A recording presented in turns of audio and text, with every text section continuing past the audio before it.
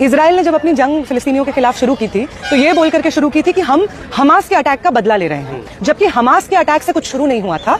फिलिस्तीनियों के ऊपर इजराइल का दमन 7 दशक पुराना है और धीरे धीरे, और अगर एक बार हम लोग मान भी लें कि मान लीजिए ये हमास के अटैक के बाद हुआ है, तो जैसे जैसे चीजें आगे बढ़ी, समय आगे बढ़ा, हमने देखा कि एक के बाद एक वो जो झूठ सामने रख रहा था इजराइल, वो साबित हुआ कि वो झूठ है। हमने देखा किस तरीके से उसने बोला हम हमास के टेररिस्ट बेसिस पे अटैक कर रहे हैं, फिर जाकर के रेजिडेंशियल एरियाज में अटैक किया।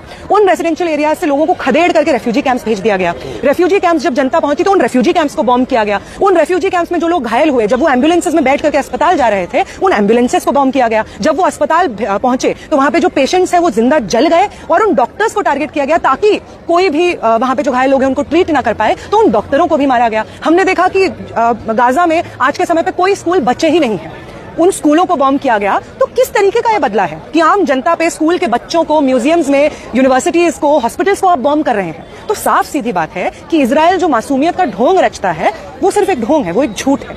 हम देख रहे हैं कि किस तरीके से, और यूएस की तो आप बात मत कीजिए, जितनी बार यूएन में ये रेजोल्यूशन पुश होता है कि गाजा का ब्लॉकेड हटाया जाए, यूएन उसको वीटो कर देता है। और इतनी शर्म की बात है, हिंदुस्तान की सरकार उसके साथ खड़ी रहती है।